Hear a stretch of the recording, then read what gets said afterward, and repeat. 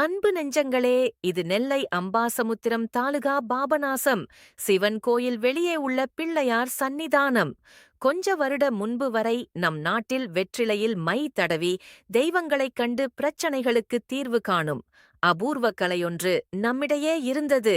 இது உள்ளதை உள்ளபடி சொல்வதால் மன்னராட்சி காலத்திலேயே இது தடை செய்யப்பட்டு மறைமுகமாகவே பார்க்கப்பட்டு வந்தது.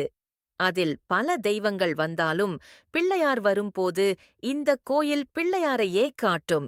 கேட்டால் இந்த பொதிகையடி ஸ்தலமே என் இருப்பிடமெனக் கூறுவார். முன்னர் அவர் இருக்கும் அறை மட்டுமே இருந்தது. பிள்ளையார்க்கு நாடெங்கிலும் பெரிய பெரிய கோயில்கள் இருந்தாலும் என் இருப்பிடம் இதுதான் எனக் கூறுவது வியப்புத்தான்.